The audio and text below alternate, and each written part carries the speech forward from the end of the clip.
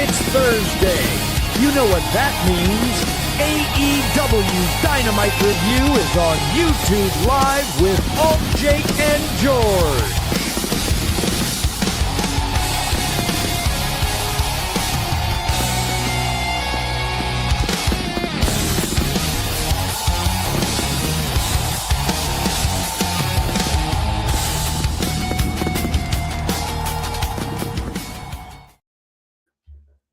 Hello again, everybody. We are live. This is AltJake. You're watching AltJake Takes On here with my buddy George, as always, for our first ever live show. This should be a lot of fun. I'm looking forward to it. How you doing today, my friend? God, I love Pyro. Yeah, that was a lot of fun. That was cool. I'm glad that worked out. That was cool. Shout out to our graphic design specialist, Chuck. We appreciate all that he does for sure. Yeah, that was a kind of spur of the moment ask on my part, but very nicely done. Yeah, we've been working on this for behind the scenes for a bit, but this was something that we wanted to try out and do. So we'll get into a little bit of what we're gonna do here for these, since I know George has kind of mentioned before that when we get into our reviews in our regular shows, and even with our Sunday spaces, there's usually just so much WWE content. We wanted to focus a little bit, at least on where we can, on AEW. So George thought it'd be a smart plan to try to go. We want to do a live show anyway, so we're going to try to do a segment by segment, scene by scene Dynamite review, and do them live on Thursdays. We're going to be kind of squeezed in between SC Maniacs and This Is Awful. So I'm excited to see how this works out. So if you guys have any comments or you want to put anything in there, we've definitely got a chat going. I do have some of our donation links. We don't have super chats going as of yet, but once we hit 500 subscribers, we will turn that on right away for sure. Yeah, this Thursday show is meant just for the Dynamite review, because like Jake said, we don't spend a lot of time on it, and I figured, this is my fault. I'm sorry. I apologize. Well, and I'll admit it myself. I because of the way, and we talked about it before, a lot of times the way AEW is, if you watch the pay-per-views, the week to week doesn't really matter as much. It's kind of like WWE in the sense that they'll tell you everything that happens when you're going into the PLE. But with AEW, it's kind of like it doesn't really matter. It's one of those things where this was a come home show, right? Yeah. This is the aftermath, the backlash show of All Out from Toronto, which was another big pay-per-view, but you know what it's all about their follow-up and what they do. And I mean, I've got a list of people that weren't on this show that were a big part of their big pay-per-view, but that's how they seem to operate and how they like to go. So it's just weird. I came in with a fresh attitude. So yes, and I realized the more things change, the more things stay the same. That was kind of how I came in too, because we decided, actually, when I was on vacation, we kind of finalized that we were going to start this after the pay-per-view to kind of get this rolling. And I said, you know what? I hadn't watched Dynamite much up until then, because like I said, the shows didn't matter as much and you can catch it through highlights. But I was like, I'm coming in blind, as blind as I can. I did watch the pay-per-view, but this show hooked me. Give me stories. Give me something to care about. And I tried. I really did from the moment go. But I mean, we might as well just get into it, unless you have anything else you wanted to kind of knock into. Oh, let's hop in. All right. Yeah. So, I mean, it started with Hangman Page pay-per-view promo in the back, which I don't really know.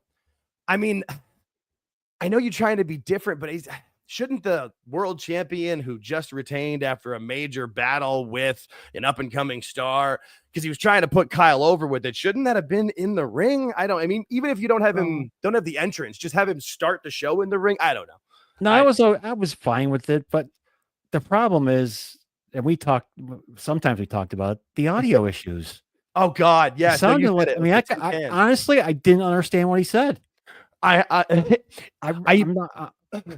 No, from my time working in the music industry, I'm fairly deaf in my right ear, so I always have the captions on just because I'll miss a few things here and there. Without that, I don't think I would have caught a lot of it. I was reading it more than I was watching it. Yeah.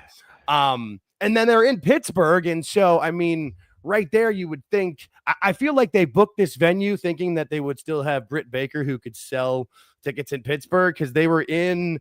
I forget what it's called, but it was the where the Pittsburgh Panthers play college basketball, which is a 12,000 seater, I believe. Yeah, and last time they were there, they were 17% higher. I think. Yeah, because today's Britt attendance, Baker. yesterday's was 2,600.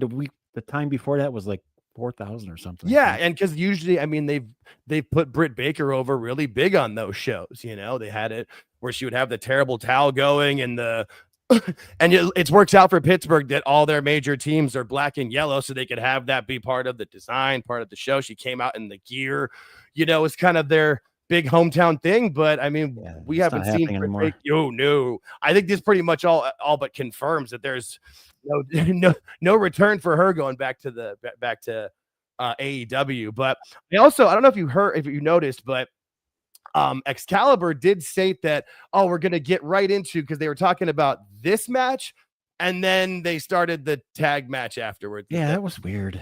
You hear that? Okay. I wrote that down and I meant to go back and check it to see if I was right. And I thought that, and it's just, again, the issues that they have. It's just, they're staging in the show and everything. It was weird. Yeah. Oh God, you expect that from us. This is our first ever live show. No, you don't expect that from us. I just have, well, we would get a pass as opposed to them that just continue. I mean, in the first 3 minutes of the show, you had Excalibur make that error, and their world champion sound like he was back here in the It just doesn't make any sense, and it was odd. Just like the booking. And I mean, they let off there yet. Hang on, we're not there yet. Yeah. Well, where'd you when we get to this match, we'll be at the booking. Yeah. Well, the match kicked. I mean, it starts with the demand comes out. I didn't grab a picture of them for demanding what exactly, by the way. For me, it's demanding get off my television because I just don't care about. Those two, not them. Bishop Kong and what's the other guy's name? I'm sorry. Toa Leone or something. Yeah. Toa. TOA. Yeah. They're put together. They look like athletes. Them I like. And I don't understand. Every guy that looks like an athlete has no popularity whatsoever. It's just strange to me. Well, they always put him in. I mean, they put him in a. I mean, I know Bandito is a smaller guy, but anytime they're wrestling with Brody King in there, it's just big guys doing big guy thing. It doesn't really work. And then having Ricochet as their manager or mouthpiece when he can't talk. Like, I'm sorry. Him and Danielson on the commentary was terrible. I literally wrote, this shit is death for those two. Because those two on it. Yeah, because those two talking were just, it was so boring. And they were talking over each other in the most boring possible way. Like, at least when it's like Booker T or Taz, when it was with Michael Cole, it'd be fun. But those two were just, I don't know. It was dull and duller was the other thing I wrote down. One thing I noticed about Bryan Danielson when he does commentary, he talks like really slow and he tells the action like this. Like he's just, it was weird. It was strange. Here's the other thing is I'm not sure if it's as slow as it is, except for that when he's compared to Excalibur, who's talking like he's the Micro Machines man. Maybe it's a juxtaposition that doesn't work. It really doesn't work so well with the two of them because you have, it's like when a pitcher's got a really good change up, if he's dropping it down to 78, doesn't have to throw 95. He can throw 89, 90, and the difference will work. But just the two of them together was not. Yeah, I just I'll take Danielson over Schiavone, though. I'll tell you that. Oh, Tony Schiavone. Oh yeah. I got some things for Tony Schiavone. This is great. Oh my God, this is awesome. Unless he's really mad, then he gives you the stern Tony face. Are you seeing this? This is great. Oh my God, I can't believe we're here. The greatest nights in our business. Yeah, no, I don't. I don't understand. And then why did this match? I mean, did it have? It always had at least one commercial break. I feel like it had two. They all have two now. They all have two. They do. I'm not making a joke or nothing. They all have two. No. Yeah, and again, with how many times, I mean, I'm gonna next time I watch one of the when we watch next week, I'm just gonna have a little tracker of how much time they should have gone over, or when they should have ended. How many times did the match should have ended? And you'll have like 3 or 4 times each match. There was 3 different times this match which should have ended, especially if Brodito were gonna win, and then they eventually won, like every single time. And I know Tony loves that, and it's super exciting. For me, it doesn't do. It doesn't do anything for me. You know what was weird was the crowd was also very strange. It was a good house for what they set up for. I mean, it's a 12,000 seat building, but they had 2,600, which is fine. Okay, right? Big deal. They would be really loud, like when Brody King was trying to get the crowd pumped. They really got pumped, but as soon as that stopped, they stopped dead. Yeah, no, There was no there was no lingering applause. It was just weird how they went from full. I thought, and I don't know for sure, maybe it was piped in because it went from full throttle to nothing really fast all night. And that would be their type of editing where they don't know how to fade it. I don't know that for a fact. I'm just saying speculation on my just what part. could they? Yeah, no, not we're not accusing anybody of anything, but that was pretty. You noticed that, right? Or no? I did. Okay. I did notice that. I was like, did that just cut off? Because and then I noticed a few different times where I thought there was sound coming in, and then the crowd that you could see wasn't moving. Yeah. But I feel like there's a lot of times with those crowds where certain people just aren't as into it, and it is what it is. Yeah.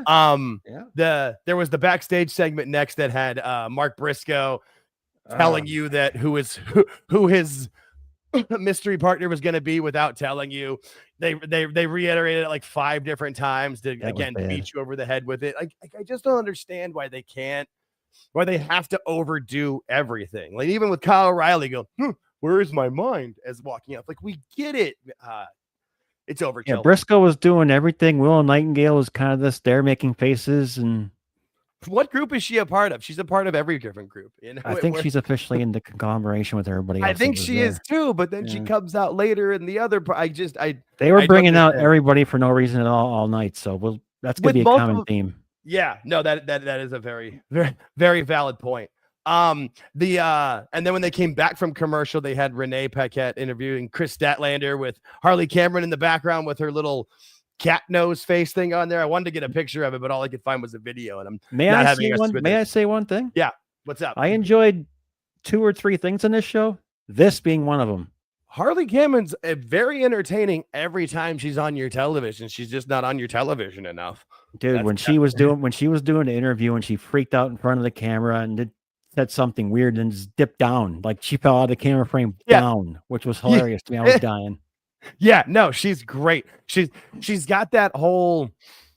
No, she's fearless. She's got no problem making the joke of herself, making a joke on something else, being able to sing, dance, play guitar, but use a puppet, whatever. She's fantastic. I not too bad on the eyes either. No, she's very very appeasing to look at for sure. The next match on the card, which I'm positive Excalibur said was the first match. If I'm wrong, let me know. But we're pretty sure we both heard that one. But this is one of those ones again with somebody who's a Ring of Honor champion that nobody pays any attention to. Because when was the last time anybody watched Ring of Honor? Because I would love to know how many people actually pay for Honor Club. You know, that aren't people's family members. Oh, that yeah. So that aren't people's family members. 2. Yeah. Yeah, no, and he comes out with the belt, and it's just like another belt. Great, whatever. And another match that goes on far too long and doesn't get anybody over because all it makes is your men's world champion. They keep calling it the men's world championship for whatever. Yeah, and I just don't. I don't. I mean, in the graphic here, it just says AEW World Championship Open Challenge, which they had an open challenge on Collision, I think, and this is I just open challenge for your world title. That doesn't make sense. Here's my thing with this. I don't like the fact they tell you it's an open challenge, which is fine, but they already tell you who it is, so it's not really not open challenge because the challenge has already been it's closed. Right? No, Yeah, and that was when Cody did it during COVID. That was kind of cool about it was they were having people come out and like they would not know who it is. Right? Yeah, but this one they're promoting it with. Yeah, that is a valid point. I guess. I mean, are they doing this? Is this something to try to drum up attention and eyes? I don't really think so because then who cares about Lee Moriarty? If it's Lee Moriarty, great, but don't tell me. I don't care. Who's going to answer the open challenge? Out comes Lee Moriarty. Okay, he's from Pittsburgh. I get it. That's fine. Yeah, but great. But just for a television audience, and even the Pittsburgh pop was like, "Oh, he's from here. Cool." Or whatever. The other problem I have with this is why is your champion fighting every week 1 and nobody's 2? Why? Because they think he's so over that he's giving them the rub. No, I don't know. I don't know because when he kicks off the show backstage, you're just like, oh god, and it's like how much can they put him on? They got him on a lot. He was their star. Tony thinks he's a star. I mean, He was potentially a star. He was on the way up to it, and then they blew the title run, the first title run he had it, because there's no follow-up. How many people that had matches on the pay-per-view that weren't on this card? I mean, like, I'll pull it up while we're talking about it for that, because I had a number of it, because there's just a ton of people that should have been on the show and just weren't. I just got a problem with the champion being used every week. Yeah, no, it doesn't make any sense. Do the promo, like you said, do the promo thing in the ring, start off the show, then you're gone. That's it. Yeah. He comes back how many times throughout the show? One in the beginning, one here, 2 more times more, I think. At least 2 more. Yeah. And it doesn't do anything for anybody, because he's not a big enough star to make anybody else a star for being in his orbit. And that's what Tony is treating him like. He's not CM Punk. Anybody else to treat it like that, unfortunately. I mean, I was just about to say, but who else is that in that company? I don't know. I mean, next up for the next clip of it was the backstage segment that happened after the show, that happened after All Out. Yeah. And I'm like, I'm not sure why Edge was like being normal. Didn't his wife just get spiked pile drive? Shouldn't he be like way more frantic and freaking out and crying? Or that's Beth. She can take it. That's valid. She is stronger than 80 to 90% of the roster in that company. It's a valid point. But yeah, this was Edge looking like he's or saying that he might not be coming back, but telling Christian that he has a family because he's got to go save his family. Right. Yeah, it was pretty good. Christian goes, well, that's good. I don't have a family anymore. Yeah. Right. And then, yeah, you do. And then they handshake. And that was awesome. I started crying. Brothers don't shake hands. Brothers don't hug. But they didn't hug. I feel like they're saving this hug like it's going to be something amazing, but you've wasted it. It should have already happened. But they wasted their return match against, Sabian and Killswitch, who's now Luchasaurus, with the fun backstage segments that they're doing with Jurassic Express, who wasn't on the show, even though they were on the pay-per-view. But but they showed the vignette of them digging the grave. They did. Yeah, they showed 2 months ago. Back. I was just gonna say, I think it was the exact same one, or like the director's cut. I was a little bit longer. But it's like, it's the gimmick of that is he's bringing him back to life, but he was never dead. He just changed his name. Can bring him back to life when he was already on the show a couple of times. Right, exactly. And he already wrestled. Yeah, it does it. That's where my headache starts to go, and you just don't understand. Now, but when you talked about Tony before being super happy all the time, I looked around and couldn't find it, and I should have taken a picture from my TV last night. But angry Tony, when he called out FTR and it zooms in on his angry face, and he just tried to hold it, and he just looked fucking constipated. It was so terrible. He tried to be all, I'm big mad at you, FTR, for pile driving Beth Copeland. I don't know. Angry Tony just doesn't work for me. No, he's a character. I mean, come on. Yeah, and he's a caricature is what he really is, with the earring and like the bad dye hair job. Like just shows you this picture here just shows you how not to interview somebody, because he's not interviewing anybody. Right. She's got the mic. He's supposed to have the mic. He should be standing right between where this dorky guy is, right here in the middle. Yeah, he should be standing there holding the mic, going back and forth. Whatever happened to that? I have no idea, because it's in this company from day one. It's always been years. Yeah. They will take the microphone, he will say something, and it's not even usually a question. He usually introduces them and they just grab the mic. Like, whatever happened to the old, let me tell you something, Mean Gene. And I remember Punk even a couple of times tried to, like, no, you stay here, Tony. It's fine. That's how it's supposed to work. Yeah. Like, and he tried. I feel like those were like a lot of those little things that he was trying. Like, we're going to make this work. We're going to say, oh, screw you people, I'm out of here. They couldn't make it work. Granted, WWE just skips the middleman, doesn't even put anybody out there. They come out with the microphones, which is fine. That's fine, because then they doesn't make the person look stupid. Yes, when they do an interview in the back, they stand there with them, and they usually, and even sometimes, like, it'll, like, Kathy Kelly or whatever, or Jackie Redmond will like press the heels a little bit, like they're supposed to, like the old days. If you're gonna have somebody interviewing somebody, have them interview somebody. If you're not, sense. then you look don't, at the picture. Right? Who looks like out of place? Looks like a dork. Exactly. Just completely and just standing there. Wait, what am I doing? Like, Yeah, if you're usually not he gonna stands be in the doing, corner, so he's moved up a little bit now. I think he moved up when Willow came because initially he was in the corner. Okay, I, all right. I think he moved up when Willow came out, and then before she came out, though, Dax had to make sure to talk about Edge's neck and Christian CTE riddled brain, to get heat. But it's like, does anybody want to hear those things? And if like every single week with any person who's ever had issues, they're always doing that.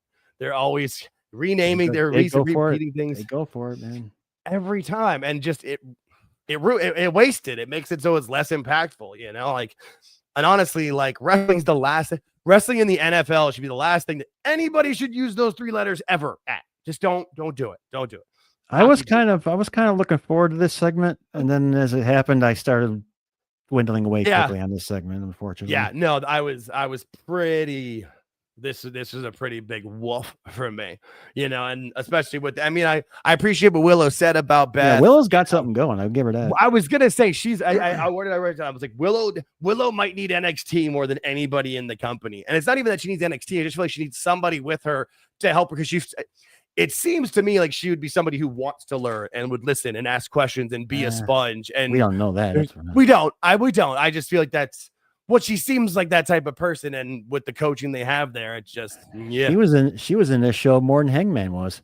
Yeah, she was. Yeah, she pops up for no reason at all. I didn't understand. Then this is where I was talking about earlier. Like, why is she in the conglomeration? Is she hanging out with Edge, Christian, and Beth? Everybody. She's just, where is it? But again, this is why I feel like they had like a light roster for this show because everybody got hurt at All Out. You know what I mean? The roster was minimal because everybody got hurt. I mean, like, do we know that people got hurt? I don't know that for sure. But I remember seeing the Mole post on Twitter that there was a line outside of medical, but like, where was Eddie Kingston? Where was Big Bill? Where were any of the ladies that were in the title match aside from Statlander? This seems to be a typical follow-up to a pay-per-view, though. Yeah, that's a good point. I don't know. I don't know. I'm not going to say people were all hurt. I'm not saying. I don't know that. Or they were smart enough to have in their contracts that they were allowed to not be there the next time. They have off the week after the pay-per-view. Makes sense. Yeah, no, for sure. Yeah, I would. And Tony would work into that. Let him do it. I just, or how many people that were like on the show, but only partially there. Like MJF was in the back, which was the next segment after the show, which I know my first favorite. I was going to say, like, I know you didn't like much on the show and I really didn't either, but we both like this segment. I've been saying it since we've been doing this show. One of the thumbnails I made was like a giant thing of his face just screaming because I'm sick of every single MJF promo ending with him, like not even ending, like 2 minutes in, he just starts screaming about it. He's going to rip your head off or whatever and doing the angry MJF. And it's boring. You can't do it. I get really, really interested in this and I really liked it. And then you find out he's going to go do a movie and right. Not going to see him for 3-4 months. That's why he's going away to collect himself because he's going away to collect another giant paycheck and make the money because that's what he does. He's got to come back and restart again, though. That's so hard to do. Yeah. And you wonder if there's a part of him that's just treading the water and getting the big contract when he did so that when it ends, he knows he's going to move on. Whether that's moving on to WWE or just straight to Hollywood full time. That could happen too. You know what I mean? Yes. Yeah, at the end of that contract, I wouldn't be surprised if he doesn't go to WWE because he becomes, whether it's a movie star or like, an actor that gets work consistently. Like, hey, that's I lived in Hollywood long enough to know that consistent work is better than big work sometimes. Because if your big movie fails, all of a sudden you're like, Chris Elliott from Cabin Boy and never did another movie ever again. If he comes back from this little hiatus and picks up this little gimmick he laid down here, then he's gonna be going fine for me. Yeah. However, if he comes back and lays an egg, his stock will keep going down and down and down. He's got to bring his stock back up. So I'm hoping that when he comes back, we get this. Yeah, there's got to be a cool or some type of different way of him coming back where it's not just him coming out and kicking somebody's ass and cutting a promo or something. You know what I mean? And I don't know what that answer is, but maybe there's something where he, I don't know, attack somebody for like somebody's getting attacked in the back for weeks or whatever, and you find out it's him. Like, I don't know. There's just got to be something cool and something different and something not exactly the same. Because he looks different also, by the way. He looks totally different. He's like trimmed down. For sure. No, yeah. He doesn't look as much on the gas as they say. Nope. Yeah, which he definitely was. He definitely was. Yeah. The next thing that came out was the tag match where you were gonna have Mark Briscoe and his mystery partner, but first Don Callis came out and cut this face. I just this guy, man. Why? Oh God. He found somebody to pay him. Yeah, he did, and you can tell he's loving it and making the goofiest.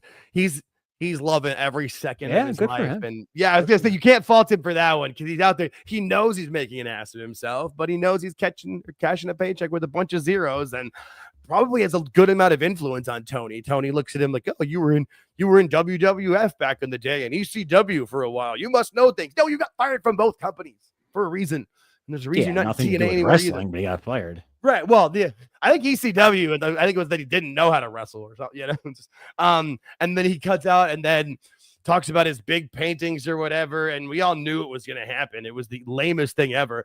I don't know why they did it this way where they had two guys. I was going to ask you, what the hell was the painting idea here? I didn't quite understand. They should have had the painting and then he breaks through it, as opposed to they had two guys carry out the frame. And then they turn on the lights and the painting's already broken and there wasn't a painting crash sound. Like, I'm sure if you look at it, you could see him running along with the two. Like, I don't know. And then did the stuff behind him, like the Titantron stuff, break and just give you the no media sign, as opposed to, I don't think that was on purpose because it didn't look right. It looked like what happens. No, I think that was, I'm pretty sure it's how it was meant to go. I don't know, because there was this Orange Cassidy stuff in white and black there, and then all of a sudden it went to the Microsoft Office fail signal. But I don't know. I didn't see that. It was it was the stuff going on behind him. No, it was. Yeah, I didn't see that. Yeah, because it was stupid. No, it was. This is the crap I was looking at not to pay attention to. That just, you knew he was coming back, and then I almost texted you. I'm like, this is the first show you make me return back and watch. Is this idiot? No, it was fine. It's just, I don't know. He's never done anything different. I was maybe hoping we'd get something different. Yeah, and just like instantly, nope. And like you knew it wasn't because it was the comedy. The comedy setting up the return told me everything I needed to know. This was going to be the same shit as anybody, just. I was kind of thinking, I go, maybe there's a chance. There's a chance. And then he gets in the ring and the hands go in the pockets. And I'm like, oh, here. Yeah. Darn it. Yeah, exactly. You know what would have been great? If he came out and like got started and then turned heel on everybody. That's what I was just going to say. Turn a heel turn right off the bat. Thing. Like if he turned around and just, kick Mark Briscoe right in the nuts, like act like he was going to do like the little shin kicks and just bam, gives him a full hard one. Something would have at least been interesting, because this was completely uninteresting, just as much as the uninteresting little clips that they're having with Hologram, where they're going to have the copy or whatever, the underfaker version of Hologram, which they're trying to make it kind of like the White Rabbit from WWE. And it's not even a poor man's White Rabbit. It's trash White Rabbit. It's like bad AI. It's exciting. It's like bad AI. When you look at it, you're like, look at that. Look at the hands. Like there's 17 fingers on that, or the hands are tying together. Like it looks so cheesy and terrible, but that's their production staff, I guess. I don't see. The thing is, they don't have a production staff. They hire people. We've already seen this now. They hire people when they get to the town. Right. No, so they're hiring people from the local union and stuff. They don't have the union. We're not, yeah. They don't have a dedicated workforce. I mean, they obviously have a director and a producer and stuff, but they don't have people, which makes no sense, because he throws money everywhere else. Why not spread it around and get some people that know what the hell they're doing? It's one of those things, like I wonder if maybe Shad looks at certain costs or certain things and doesn't care about others. And so that's where Tony has to cut the corners, because you're right. That seems like the silliest corner to cut, to how you would want the same team. And then they've already had issues like with the guy that's suing them for Moxley knocking him over as a cameraman or whatever. Like it's on a football team or a soccer team. Do you not have a general manager? Do you not have a Oh, trainer? Do you not have a doctor? Do you not have a doctor's assistant? Do you not have a trainer's assistant? Etc. Etc. Etc. And then coaches for every different thing. Like in football, do you not have an offensive coordinator, a defensive coordinator, and then a linebackers coach, an offensive line coach, a wide receivers coach, tight end coach? It's the same in soccer. They have it for midfielders, defenders, goalkeepers, set pieces, throw-ins, all that kind of stuff. Because you need the more people you have figuring things out, the better off you're going to have a chance of it being successful. Of somebody catching a mistake where there isn't going to be a complete error and a fail, but that's. Tony's like, it's great the way it is. We don't need production meetings, and they move along, and you get this guy because there's no production team to have a meeting with.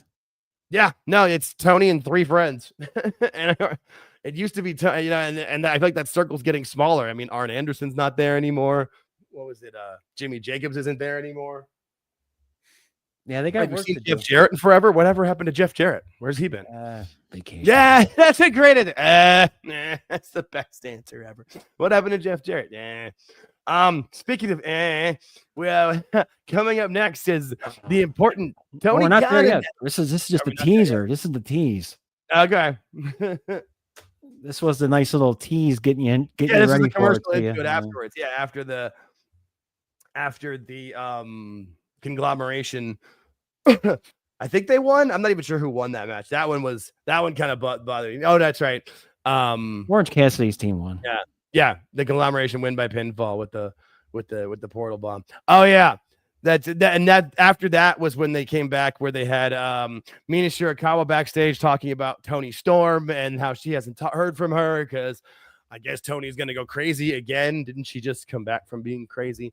And then when they came back from commercial, that's where the Jurassic Express vignette for their return at the 6-year anniversary. So They're more people that are reverting back to their old gimmicks where nobody evolves, nobody improves. Everybody's what they've always been in this company. That seems to be a disturbing trend.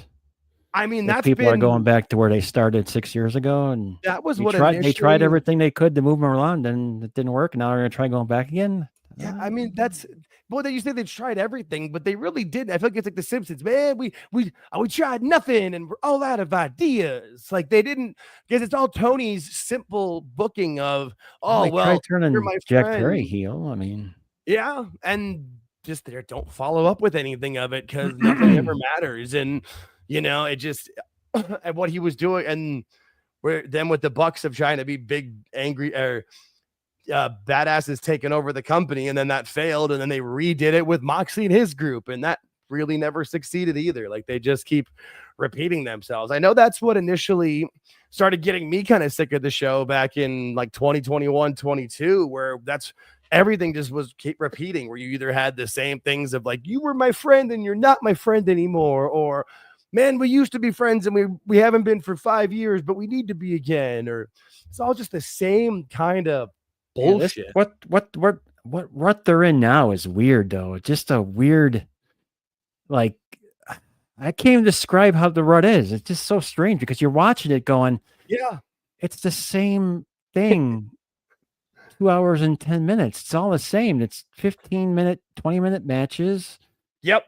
With this going on in between, and the same shit, different show. It is odd. Like I said in the beginning, the more things change, the more they stay the same. Yeah, and that's where it just gets, and that's where you get frustrated because you see matches like the next one, which I should have grabbed the graphic for, but honestly, I kind of forgot this match happened because of my brain, where it was Claudio versus Powerhouse Will Hobbs, and these two guys. I mean, Claudio, he's kind of boring. Claudio, I'm done with him. Yeah, no, Claudio, he's kind of boring, but I used to say he was a good hand in the business, but after what happened with Hook, where the vomiting and the dropping him again afterwards, like I've been done with Claudio ever since. That's why this match I kind of just like I'm pretty sure I got up and made myself a milkshake during this match. I watched this whole thing. I watched most of it. Listen, everything. There's nothing going on with these things. That they're slugging them back and forth. You knew Claudio was going to win, and I could have told you it was going to be from an interference and either a small package or a roll up or someone's going to hold the ropes. Like it's the same. I don't know. It's the same shit. I thought I told you a couple times when we've been talking off recording. I've never seen like a champion come in and lose his title and then come back and do the same exact thing you were doing prior to you losing the title. It makes no sense. Yeah, no, it's zero. It's just odd.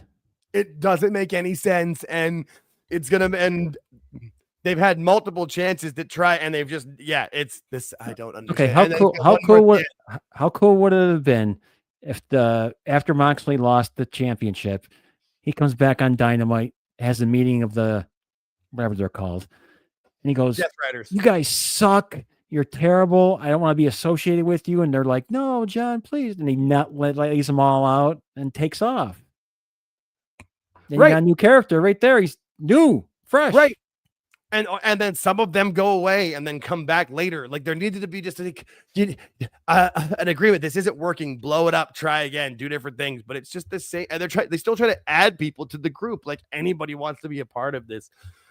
Oh, I just don't understand. And then like Pop comes back and he's a part of this group again. Like how many times has this guy just started in his thing and it's the same guy every time? He looks weird. I'm the bastard. He looks weird with hair, dude. Yeah, he does. He's just a weird looking guy in general, though. I feel like he's not as jacked up either. Talk about somebody that's off the sauce. I wonder maybe they're going to implement a wellness policy coming up. I noticed that right when he walked in too. I feel like that was why he was in the hoodie too, like trying to. Yeah, because if you remember, he would show up to everything no shirt in his gear. He showed up in his gear most of the time, like in his trunks, just straight up in his wrestling gear, just to come out and hang out. Yeah. Yeah, that's a good point. Yeah, I mean, also too, maybe he was getting like a lot of bangers and mash in that home cooking back in Newcastle and fattening himself up because it's hard to go outside when it's freezing cold up there.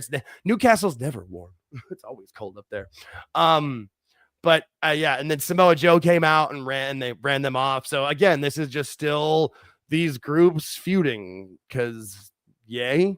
Oh, that was where Hangman came back. You're right. That is where Hangman came back. Pop back in the middle of this one. Right. I knew you were right. He came back again. Just keeps popping in between him and Willow. Like, I guess they're just hanging out in gorillas, ready to run out whenever they need to. But yeah, it was weird. It was just Samoa Joe is one of the big ratings getters on this show. And they do him and MJF have been proven to be the top, and like MJF's going away now, so Samoa Joe should carry it, but we're not going to see that, I don't think. From the time he's been back, why he wasn't just put the damn title on him and just have a reputable champion. But then again, Tony thinks these stories work. He likes the Death Riders. He kept trying to say like, oh no, we're getting positive responses. Like, no, you're not. Even the sickos don't like the Death Riders. Nobody liked that shit. It was terrible. So boring. Yeah, it's tough to consume, but I don't know. I don't know what the answer is. I really don't. I try to, it's one of those things where the only really answer is either Tony stepping back or putting somebody in that way. Exactly. And that's exactly it. The only thing that's going to happen if Tony has a major accident, Bryan Danielson's taking over the company. He already said that. And Danielson's a freaking psycho. I was just going to say, and Danielson has not, he is. Exactly. It's just the guy's lost his fucking mind. Vince was his filter in the WWF, WWE. Yeah, exactly. Kind of same now you can see it. Yeah, same with kind of like a Vince Russo situation. We got to get into the announcement though, because just forget what he said. He didn't blink the entire time. I was the first one to pick. I was like yelling at the screen, blink, you I know. bozo. I figured it out. I learned it a long time ago. He's making the announcements, but I hadn't been watching the shows live or whatever. I was ready to track the blinks. I never had a blink tracker. 0. The man didn't blink, and then he gave this. Well, first off, hang on. I got to take a step back. What did he? Thanks, guys. No, not that. It was Excalibur. Sorry, I was loud. Take it away, T-Bird. He called it fucking T-Bird. What the frig was that? He got T-Bird and thanks, guys, in the same sentence. Literally in the same 10 seconds. T-Bird. Take it away, T-Bird. Thanks, guys. The one thing that Dave Meltzer has gotten correct is that AEW is uncool to the wrestling fans. Just they're uncool to the world. Shit like that is just not cool. This was awesome. The headset, the glasses. The inability to blink. And then the way he held the thumbs up for too long. And then it cuts to Renee and Aubrey behind her looking like she had something to do with this. Just like, yeah, for the ladies. Like, like Aubrey's. Oh my God. In case you're wondering, the major announcement was the women's tag team champions. Yes. So we never did mention that, but not bad. That's the announcement, and that's more what we got. More belts. That's what this show needs. More belts. So we get women's tag team, and we have one established tag team for women, I think. Right? Maybe 2 or 3 that you could put together from the faction, from the way they kind of team up. But you mean their pay-per-views and big shows right now only get 1, maybe 2 women's matches. They're gonna start having more women's. They're gonna devote more time to the women. They've never done that. It's a bold call. Yeah, I mean it's a bold move, Cotton. No, it's just terrible. I could see Renee and Aubrey trying to be happy about it, and I'm sure the women who win them and put them on their resume, I think that'll be great and all, but just. I don't know. It just was so underwhelming. And everybody kind of knew what it was going to be because they've been teasing these for a long time, just like it was with the trios title. And then another production mistake. They hold it onto this. And then they tell Renee, you're clear. And she starts to look away and walk away. And they held the camera on her for 2 or 3 more seconds. Whoever works their production trucks are just...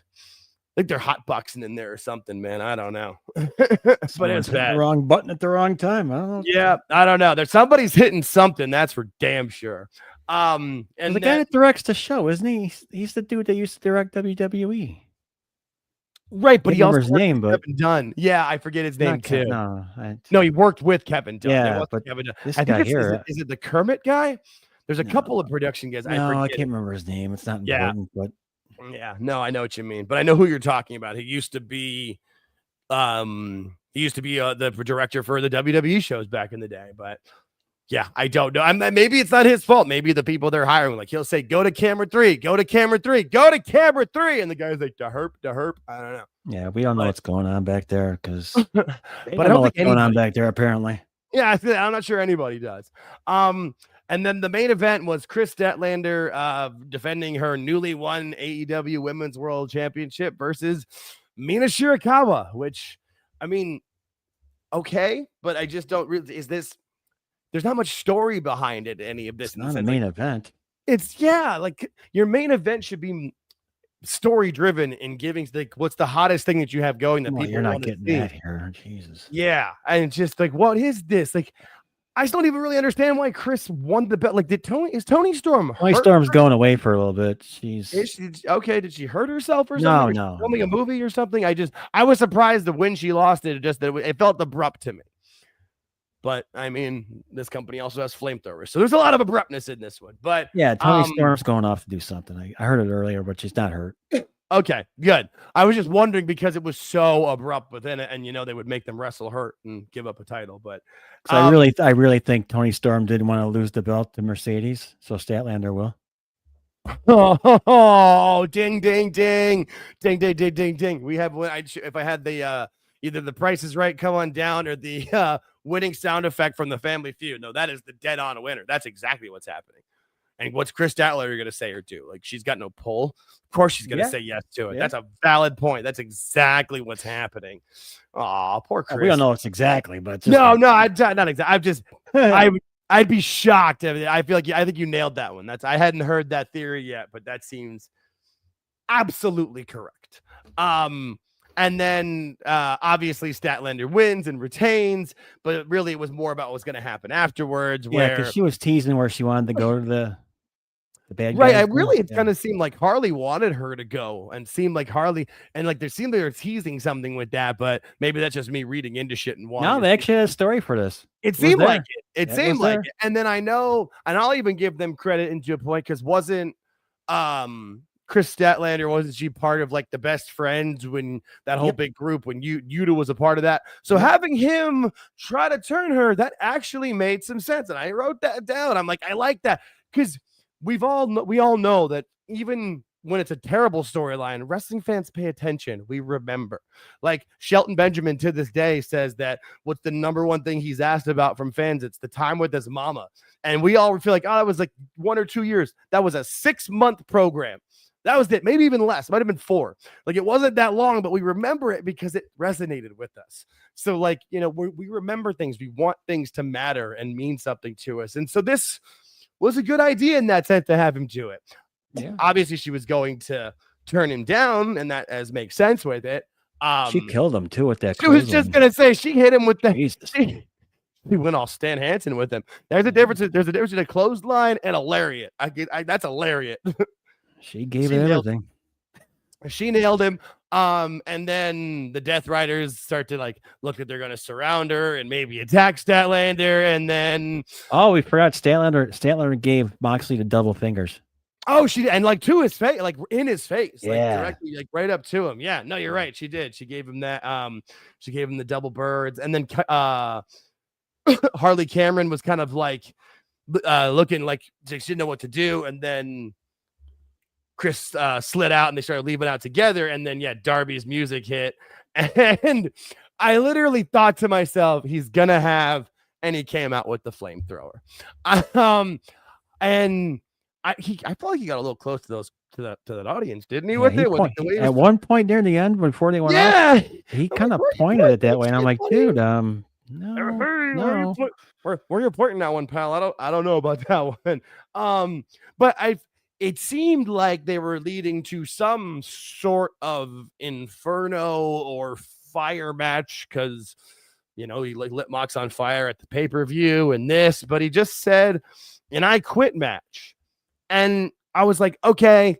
And because I thought he was going to say loser leaves AEW and John Moxley could go away for 3 months or 6 months or whatever, and work his way back or whatever with it.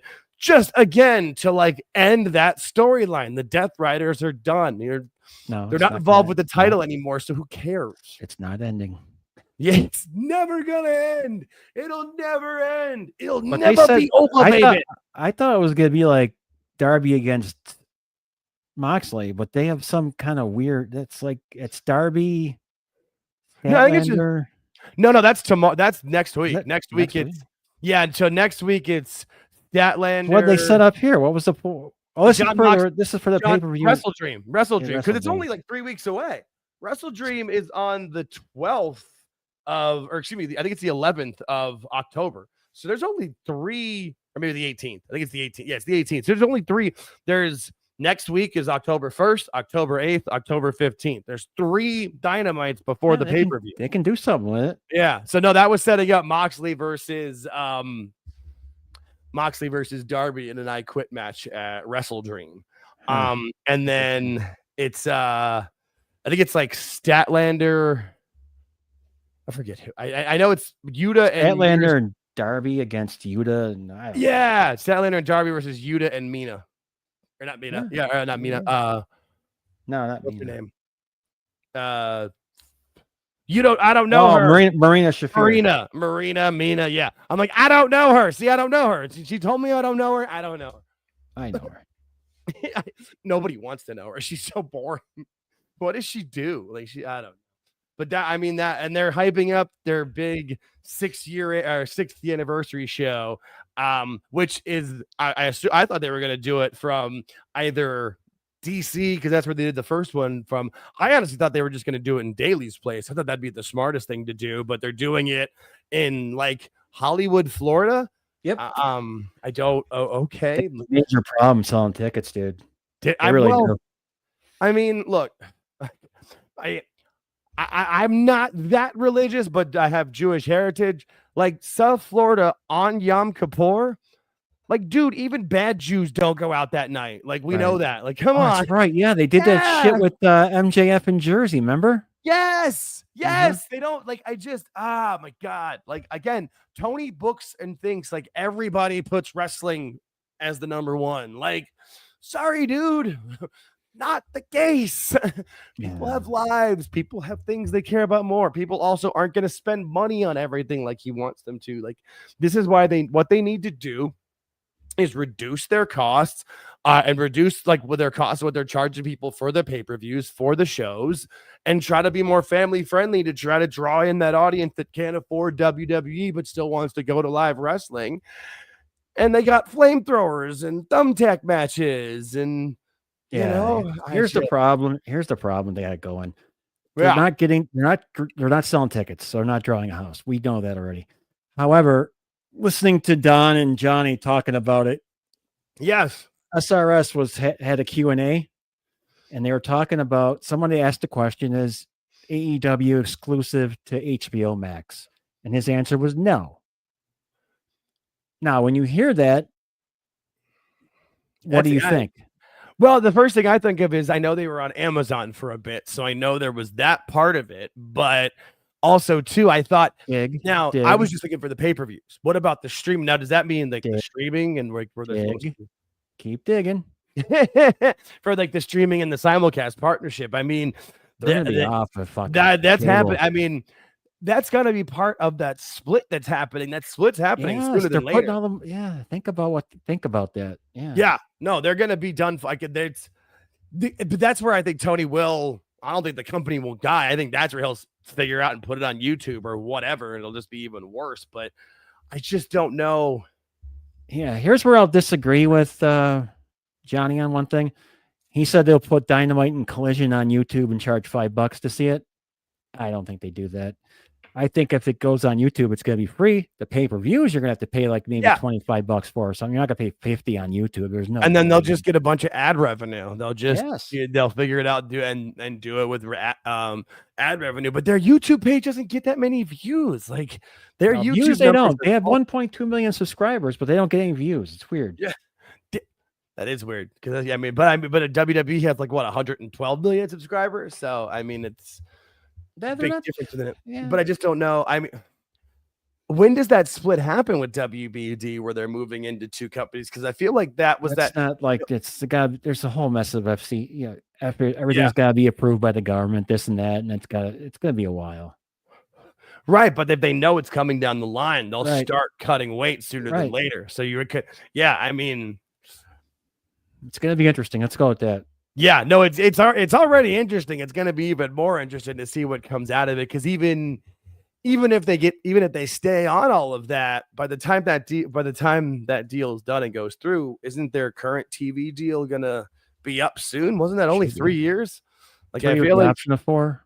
And I don't think anybody's taking that option right now. I don't know, but I just feel like that option's not being taken as well.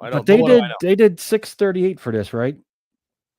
638,000 people. I believe so. And then 638. There it is. And yep. And NXT was 707. I was thinking it was 600. I thought it was 701. 7. All right. All right. 70 something. I'm on the ball today, Jake.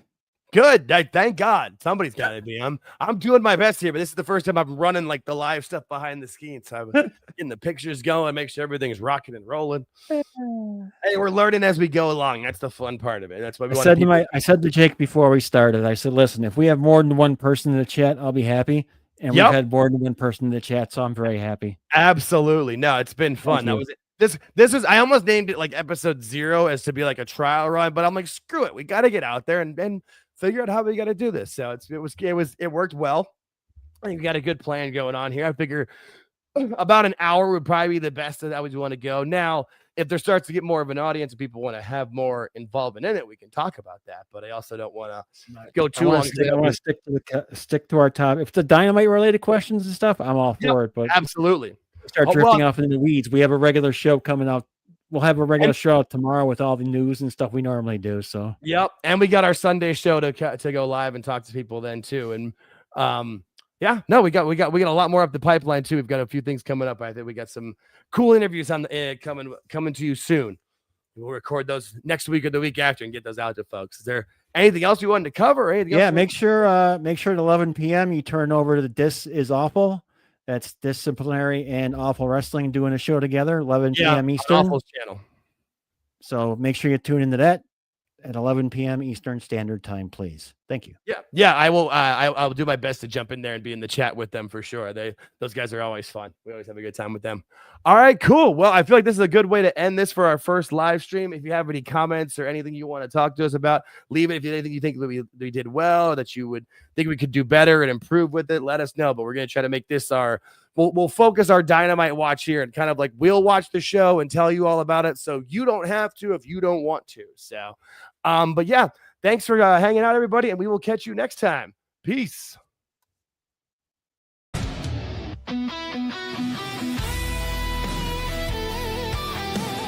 We appreciate you making it to the end of the video. Please hit the like button and subscribe if you haven't already. Thank you.